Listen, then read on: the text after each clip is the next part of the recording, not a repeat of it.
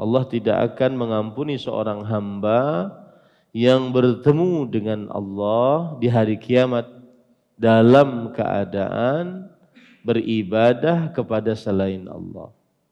Itu yang dimaksud Allah tidak akan mengampuni dosa syirik. Artinya orang yang mati di atas kesyirikan belum bertobat darinya dalam keadaan beribadah kepada selain Allah tidak akan diampuni oleh Allah Subhanahu wa taala.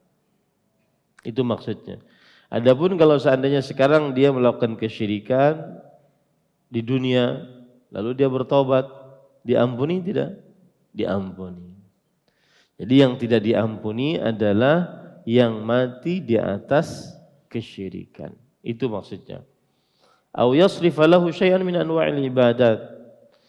Dan kesyirikan yang dimaksud di sini adalah beribadah kepada selain Allah atau memalingkan ibadah kepada selain Allah.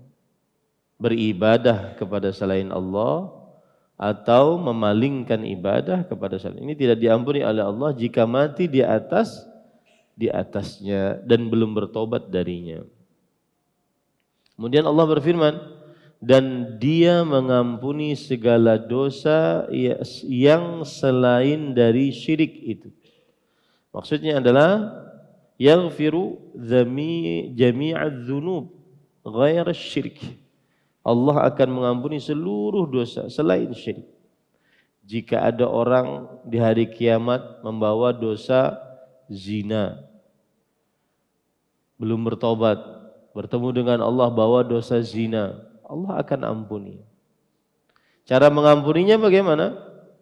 Bisa langsung diampuni oleh Allah, masuk ke dalam surga karena mungkin dia punya amal saleh yang menghapuskan dosa zinanya, atau dia bisa dimasukkan oleh Allah ke dalam neraka dulu, baru setelah itu sudah bersih baru masuk ke dalam surga. Pasti diampuni oleh Allah. Baik diampuni fi awwali wahlah dalam pengampunan pertama atau setelah ba'da ma'udziba finnar, setelah disiksa di dalam neraka. Pasti diampuni, mau tidak mau. Dosa selain syirik. Ini nas dari ayat Al-Qur'an ini. Karena wa yaghfiru ma duna dzalika. Ma itu adalah ismul mausul. Menunjukkan kepada keumuman. Apa saja. Allah akan mengampuni apa saja selain syirik. Dosa yang paling besar setelah kesyirikan adalah dosa membunuh. Sebagaimana perkataan Imam Ahmad, sebagaimana disebutkan dalam surah Al-Furqan, membunuh. Ma a'lamu dzamban a'zama ba'da syirki billah min qatlin nafs bighairi haq.